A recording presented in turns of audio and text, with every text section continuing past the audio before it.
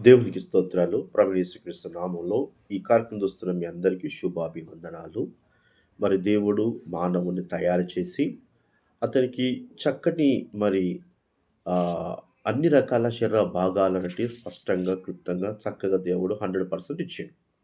ఈరోజు మన అంశం ఏందంటే, తెరవబడిన కళ్ళు, లేకుంటే తెరిచిన కళ్ళు అనే అంశమును మనము ధ్యానము చేసుకుందాము.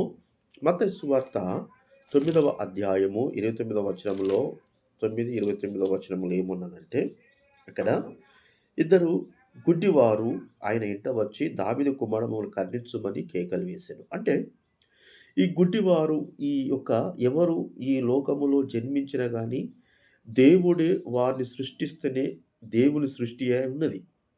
అంటే గుడ్డివారు గూడా చేసింది గూడా దేవుడే అని మనకు ఆది కాండములో దేవుడు మరి ఆహ్, నిర్గమకాండంలో మోషేతోటి మాట్లాడుతా అంటాడు దేవుడు. చాలా విషయాలున్నాయి అక్కడ. కనుక ఈ గుడ్డివారుగా ఉండడం అనేది గూడా దేవునికి తెలుసు. అయినను దేవుడు మరి వాళ్ళు మేము గుడ్డివారము అని జెప్పేసి వారు యేసుప్రభు వెంట వెలుచున్నప్పుడు దావీదు కూడా మనం కరుణించుమని కేకలు వేశారు. ఆయన ఇంట ప్రవేశించిన తర్వాత గుడ్డివారు ఆయన ఎద్దుకు వచ్చిరి. యేసు నేను ఇది చేయగల మీరు నమ్ముచున్నారా అని వారిని అడగగా వారు నమ్ముచున్నాం ప్రభు అని ఆయనతో చెప్పిరి. అప్పుడైన వారి కన్నులు ముట్టి మీ నమ్మక చొప్పున మీకు కలుగునుగాక అని చెప్పినంతలో వారి కన్నులు తెరవబడ్డాయి. దేవునికి స్తోత్రాలు. అంటే శరీర సంబంధంగా వారికి దృష్టి అనేది ఎంతో చాలా ప్రాముఖ్యమైనది. లోకమును గాని, లోక సంబంధముగా ఉంటున్న ఏది గూడా బంధుమిత్రులను, చుట్టాలను, తల్లిదండ్రుల ముఖాలు గాని, ఎవరు ఎలా ఉంటారో చూడని పరిస్థితిలో ఉన్నారు. అంటే వాళ్ళకు గుడ్డితనముతో ఉన్న సంగతి దేవునికి తెలుసు గానీ, దేవుడు మరి వాళ్ళను ఒకవేళ గుడ్డితనము లేకుండా దేవుడు చేస్తే, మరి ఈ సాక్ష్యం అనేది వాళ్ళు పొందేవాళ్ళు కాదు గావచ్చు. కనుక ఇక్కడ వాళ్ళు చేయాలి, దేవుడు చేయగలడు. కానీ దేవుడు ఎందుకు చేయాలంటే, వారి మనసు పూర్తిగా నమ్మకము ఉంటే, మనసు పూర్తిగా నమ్మకం ఉన్నోడు ఎంత దూరమైనా వస్తాడు. ఎక్కడికైనా వెతుక్కుంటూ వస్తాడు. అంటే చూడండి వీళ్ళ జీవితంలో చూసినట్లయితే వీరు కూడా యేసుక్రీస్తు ప్రభు ఇంట ప్రవేశించిన తర్వాత గుడ్డివారు అంటే కళ్ళు కనబడకుండా గాని ఎతుక్కుంటూ వచ్చిండ్రు. అంటే ఆసక్తి కూడా చాలా ప్రాముఖ్యమైనది. ఈ రోజుల్లో చాలామంది వాళ్ళ దగ్గరికి సేవకులు రావాలి, వాళ్ళ కోసం ప్రేయర్ చేయాలి, అయితేనేమో మంచిది కాకుంటే కాలే గదా! అంటారు గానీ, ఇక్కడ వీళ్ళ ఆసక్తి చూడండి. వాళ్ళకు అయితదా? కాదా? అనేది ఎవరు గూడా మీకు అయితది అని బలవంతంగా చెప్పలేదు. వీళ్ళకీళ్ళే మనసు పూర్తిగా నమ్మి, దేవుని వెతుక్కుంటూ పోయిండ్రు గనక, పోయిన తర్వాత దేవుడు అడుగుతున్నాడు. ఇది అయితే నమ్ముచున్నారన్నప్పుడు, నమ్ముతాం అన్నప్పుడే దేవుడు నమ్మకుండా చేయగలడు గానీ, వాళ్ళ నమ్మక చొప్పున చేసినప్పుడు, వాళ్ళు ఒక సాక్షిగా ఉండగలిగిండ్రు. కనుక శరీర సంబంధమైన కళ్ళు గూడా మరి చాలా ప్రాముఖ్యమైనయి గనక దేవుడు ఆ శరీర సంబంధమైన కళ్ళు తెరిచిండు. రెండవది సంఖ్యాకాండము 22వ అధ్యాయం 31వ వచనం గమనించినట్లయితే, సంఖ్యాకాండము 22వ అధ్యాయము 22వ అధ్యాయము 31వ వచనములో 22వ అధ్యాయం 31వ వచనములో ఇక్కడ చూసినట్లయితే 31వ వచనములో అంతటా యెహోవా బిలాము కన్నులు తెరిచెను. అంటే బిలాముకు మరి 2 రకాల కళ్ళు ఆత్మీయ నేత్రాలున్నాయి, శరీర సంబంధ నేత్రాలున్నాయి. ఇక్కడ దేవుడే స్వయాన బిలాము వద్దకొచ్చి మాట్లాడుతున్న సంగతి, మరి దేవుణ్ణి బిలాము చూసిన సంగతి మనకు తెలిసినదే. బిలాము దేవునితో స్పష్టంగా మాట్లాడిన వ్యక్తిగా ఉన్నాడు.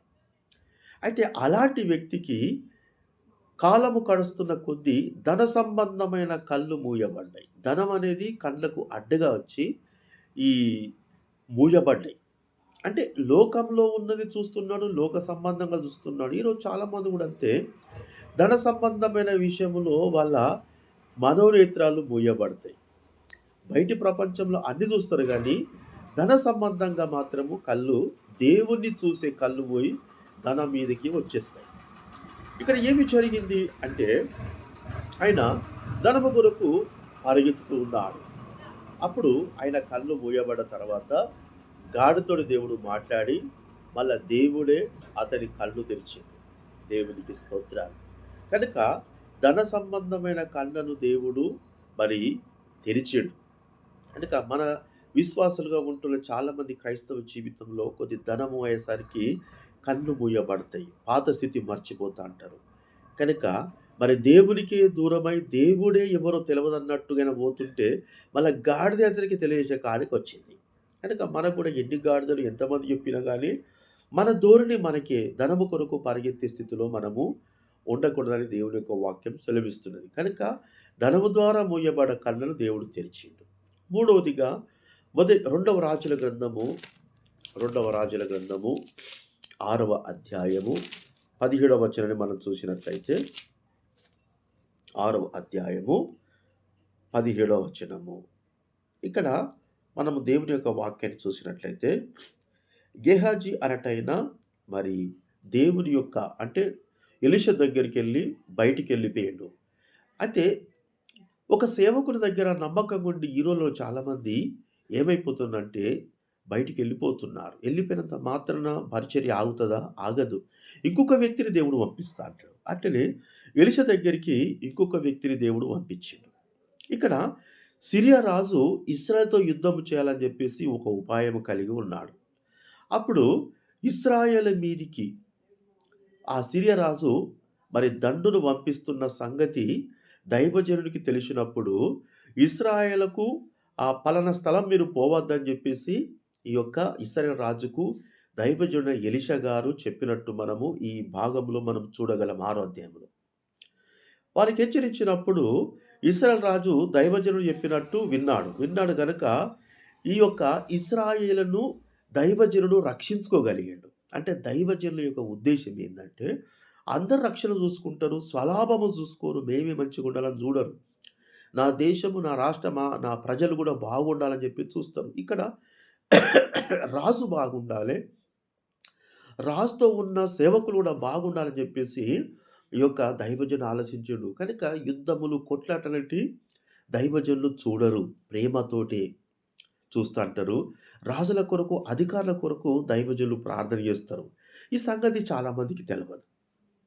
అప్పుడు సిరియా రాజు ఏం చేస్తారంటే, ఈ ఇశ్రాయేలుతో యుద్ధము చేద్దామంటే యుద్ధము చెడగొడుతున్నవాడు ఎవడు? అసలు ఎవరు వారికి ఇన్ఫర్మేషన్ ఇస్తున్నారన్నప్పుడు వారి పక్షంలో ఎవరున్నారని చెప్పేసి అన్నప్పుడు ఇక్కడ మరి ఎలీషే ప్రవక్తకు ఎలీషా మాత్రమే ఇశ్రాయేలు రాజుకు వర్తమానం ఇస్తున్నట్టు ఆ యొక్క రాజుకు ఇన్ఫర్మేషన్ ఇస్తారు.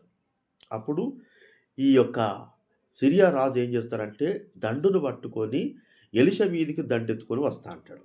ఇక్కడ మనం చూసినట్లయితే మరి దండును పట్టుకొని వచ్చినప్పుడు ఎలీషా మీదకి వచ్చినప్పుడు మరి దైవజనుడు ఎలీషా గారు ఏం చేస్తున్నారంటే మరి ఆయన ప్రార్థన చేస్తున్నాడు. ఇక్కడ 15వ వచనం దైవజనుడు అతని పనివాడు పెందలకని లేచి బయటికి వచ్చినప్పుడు అంటే ప్రార్థన జీవితం పెందలకని లేచి ప్రార్థించే అనుభవము దైవజనుడు ఎలీషా గారికి ఉన్నది. సేవకునికి ఉన్నది గానీ ఆయన మరి బయటికొచ్చిండు. ఎందు నిమిత్తం వచ్చినప్పుడు ఏం జరిగిందంటే ఈ సిరియా రాజు మరి గుర్రములు, రథములు, సైన్యము పట్టుకొని ఎలీషా చుట్టుముట్టిండు. ఎందుకంటే ఎలీషాను ఫస్ట్ చంపేస్తే తర్వాత ఇశ్రాయేలును కైవసం చేసుకోవచ్చని అతను ఒక ఆలోచన కలిగి ఉన్నాడు. ఎవరు? సిరియా రాజు.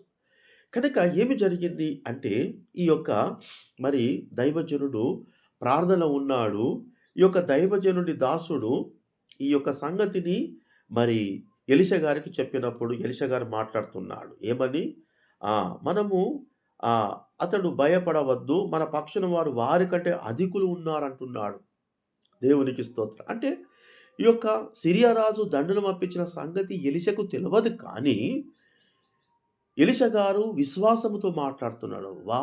మన పక్షాన వారు కానీ వారికంటే ఎక్కువ మంది ఉన్నారంటున్నాడు. అంటే ఎంత విశ్వాసం, ఎంత నమ్మకం, ఎంత ఈ ప్రార్థనతోటే విశ్వాసం అనేది, ఈ ప్రార్థనతోటే విజయం అనేది మనము చూడగలం. ఇక్కడ చూసినట్లయితే మరి ఎలీషా గారు ఏం చేస్తున్నారు? 17వ వచనం యెహోవా వీడు చూస్తున్నట్లు దయచేసి వీని కన్ను తెరవమని ఎలీషా ప్రార్థన చేయగా చూడండి వీరి కళ్ళు తెరవబడ్డాయి. ఎవరికి తెలియజేసిండ్రు? ఎలీషా కాదు, దేవుడు తెలియజేసిండు. అంటే ఇప్పుడు ఎలీషా గొప్పవాడు అని చెప్పేసి ఎలీషా ద్వారా కన్ను తెరవబడతానని చెప్పేసి చాలామంది ఫ్లెక్స్‌లు పెడుతున్నారు. అట్లా కాదు. అతని ద్వారా దేవుడు చేస్తున్నాడు అని చెప్పేసి ఫ్లెక్స్‌లు పెట్టాలి. దేవునికి స్తోత్రాలు. కనుక వీరి కళ్ళు తెరవబడ్డాయి. తెరవబడిన తర్వాత ఏం జరిగిందంటే ఇక్కడ ఆ! వాడు ఎలీషా చుట్టూను పర్వతములు, అగ్నిరథములు, గుర్రములు ఉండుట చూసెను. అంటే ఈ యొక్క సిరియా రాజు ఆ గుర్రములను, రథములను, సైనికులను పంపిస్తున్న సంగతి దేవునికి తెలవదంటే దేవునికి తెలుసు. ఆ సిరియా రాజు యొక్క మనసును మారవచ్చు అంటే మారవచ్చు. కానీ దేవునికి ఒక ప్రణాళిక ఉన్నది. దేవునికి స్తోత్రాలు. దేవుడు అప్పటిదప్పుడే ఆ సైన్యం రాకుండా, ఆ దండు రాకుండా చేయొచ్చు గానీ చేయట్లేదు. ఆలస్యం చేస్తున్నాడంటే ఏదో పెద్ద కారణం ఉంటది. ఇది మనము విశ్వాసంగా ఈ సంగతి మనము తెలుసుకోవాలి. కనుక దేవుడు వాళ్ళకన్నా ఇక్కడ మనము మత్తయి సువార్త ఒక మాట మనం చూసినట్లయితే మత్తయి సువార్త చివరి అధ్యాయములో మత్తయి సువార్త చివరి అధ్యాయం అంటే 27వ అధ్యాయములో 26వ అధ్యాయములో 53వ వచనంలో, "ఈ సమయమున నేను నా తండ్రిని వేడుకొనే యెడల ఆయన 12 సేన వ్యూహము కంటే ఎక్కువ మంది దూతలు ఇప్పుడు నాకు పంపడను అనుకుందువా" అనెను. అంటే దేవుడు తలుసుకుంటే 12 సేనల వ్యూహము అంటే ఒక వ్యూహము అంటే 6,000 మంది అని పుటౌట్‌లో ఉన్నది. దయచేసి మీరు వాక్యానుసారంగా చూస్తున్న వాళ్ళు గమనించండి. ఒక వ్యూహము అంటే 6,000 మందట. అంటే 12 సేనలంటే 72,000 మంది 12 వ్యూహాలు. అంటే ఏలియా కాలంలో అగ్ని గుర్రములు, రథములు. ఎలీషా కూడా దేవుడు అలాంటి అగ్ని గుర్రములు, అగ్ని రథములనే 72,000 ఇంచుమించని నా సొంత అభిప్రాయం గాని, అంటే వాక్యములో ఉన్న ఆ ఎవిడెన్స్‌ని బట్టి మాత్రం చెప్తున్నాను కానీ, మీరు గూడా అబ్జర్వ్ చేయండి, గమనించండి. ఇక్కడ ఒక సేన అంటే 6,000 మంది, 12 సేనలంటే 72,000 మంది అట. అంటే 72,000 మంది ఎలీషా చుట్టూ ఉన్నట్టు మనం ఈ వాక్యాన్ని బట్టి చూడగలము. ఒకవేళ అంతకంటే ఎక్కువ కూడా ఉండొచ్చు బహుశా. ఇది ప్రాముఖ్యమైనది కాదు గానీ, అంటే దేవుడు అన్ని సేనలను మన కొరకు సిద్ధపరిచి పెట్టిండ్రు. శత్రు నుంచి కాపాడడానికి దేవుడు ఇష్టపడతా అంటాడు. దేవునికి స్తోత్రాలు. కనుక దేవుని కార్యం అనేది ఈ యొక్క ఎలీషా దగ్గరున్న వ్యక్తి మరి చూడడానికి దేవుడు అతనికి కళ్ళు తెరిచాడు. ఇక్కడ ఏం జరిగింది? ఈ వచ్చిన వారికి ఎలీషా గారు చెప్తున్నాడు ఏమని? "ఇది మార్గము కాదు" అన్నప్పుడు వాళ్ళ కళ్ళు మూయబడ్డాయట. వాళ్ళ కళ్ళు మూయబడ్డాయి. ఎవరి కళ్ళు? ఆ వచ్చిన సైనికుల కళ్ళు మూయబడ్డాయట. మూయబడ్డ తర్వాత ఇది కాదు మీరు వేరే తొవ్వన వెళ్ళండి అన్నప్పుడు వారు వేరే తొవ్వన మరి షోమ్రానుకు వచ్చినప్పుడు అతడు వీరి కళ్ళు చూసినట్లు అంటే ప్రభువా సోబురునికి పోయేదాకా వీళ్ళ కళ్ళు ఇట్నే ఉండని అన్నప్పుడు వాళ్ళు లోకాన్ని చూస్తున్నారు గానీ దేవుని కార్యాలు మూయబడ్డాయి. కనుక వాళ్ళ కళ్ళు మూసుకున్నారు. వాళ్ళు మరి షోమ్రోను వరకు పోకముందు వీళ్ళ కళ్ళు తెరవబడ్డాయి. అప్పుడు ఎలీషాతోటి ఆ రాజు మాట్లాడుతున్నారు. యొక్క ఇశ్రాయేలు రాజుతోటి ఎలీషా మాట్లాడుతున్నాడు. ఏమని? "వీరిని కొట్టుదువా? కొట్టుదువా?" అని ఎలీషా అడగగా, అతడు వీరిని మరి కత్తితోటి చంపాలని జెప్పేసి ఇశ్రాయేలు రాజు అన్నప్పుడు ఎలీషా అంటాడు, "వీరిని చంపకు గాని, వీరికి భోజనం బెట్టి వీరిని ఆహ్, వారి దండువారిని పంపించు" అన్నప్పుడు ఆ యొక్క మరి ఇశ్రాయేలు రాజు వచ్చిన సైనికులకు మంచి భోజనం బెట్టి వారిని ఆ యొక్క సిరియాకు పంపించిండు. దేవునికి స్తోత్రాలు. ఇక ఇశ్రాయేల్ దేశం వచ్చుటకు వాళ్ళు మానిపోయారట. వాళ్ళు రావట్లేదు. ఇశ్రాయేల్ దేశం పోండి అని జెప్పేసి సిరియా రాజు పొమ్మన్నా గాని, మేము పోయినాం గాని ఆళ్ళకున్న ప్రేమ, వాళ్ళు ఎంతో మమ్మలను చంపాలని మేము చూస్తందుకు పోయినా గాని, ఆ యొక్క దైవజనుడి మాటకు ఆ రాజు విని, మాకు భోజనం పెట్టి, మా ప్రాణమును కాపాడి పంపించిండు గనక మేము పోమని మానిండట. అంటే సమస్యకు ఒకటి రోజు పరిష్కారం అనేది దొరికింది. కనుక దైవజనుడు ఎంత గొప్ప ఉద్దేశముతో దేవుడు పెడతాడో మనము దైవజనుని గమనించాలి. దేవునికి స్తోత్రాలు. అపోస్తల కార్యములు 9వ అధ్యాయము 18వ వచనం మనం గమనించినట్లయితే అపోస్తల కార్యం 9, 18వ వచనంలో, "అప్పుడు అతడు కన్నుల నుండి పొరల వంటి రాళ్ళగా దృష్టి కలిగి లేచి బాప్తిసం పొందెను." ఇక్కడ సౌలుగా ఉన్న పౌలు భక్తుడు దమస్కు పట్టణములో వస్తున్నాడు. ఇతనికి మత పిచ్చితోటి కన్ను మూసుకున్నాడు. దేవునికి స్తోత్రాలు. ఒకరికేమో మొదటి వారికి శరీర సంబంధమైన కళ్ళు, రెండో వ్యక్తికి మరి ఆ యొక్క బిలాముకు ధన సంబంధమైన కళ్ళ ద్వారా మూయబడ్డాయి. తర్వాత సేవకునికి ఏమో దేవుని కార్యము చూడని కళ్ళు మూయబడ్డాయి.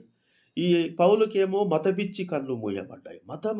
మతము కొరకు ఏదైనా చేయడానికి ఇష్టపడుతున్న వ్యక్తికి మరి దేవుడు పౌలును దర్శించినప్పుడు కళ్ళు వేయిని, మరి ఆ దేవుడు కళ్ళు తెరిపించొచ్చు గదంటే, మనుషులు ఎంత విలువైన వాళ్ళో పౌలుకి అర్థము గావడానికి దేవుడు ఒక మనిషి ద్వారానే అతనికి కళ్ళు తెప్పించిండు. దేవునికి మహిమ కలుగును గాక. అంటే సేవకునికున్న ప్రాముఖ్యత, ప్రాధాన్యత సేవకుని ద్వారా దేవుని కార్యం ఎంత గొప్పగా జరుగుతన్నది పౌలుకు అర్థం జేపిచ్చిండు అతని ద్వారా. కనుక మరి దేవుడు తెరిచిన కళ్ళు. ఈ కొద్ది మాటలు ప్రభు మన వినికిడిలో దీవించును గాక. Amen. Praise the lord to all. Thank you.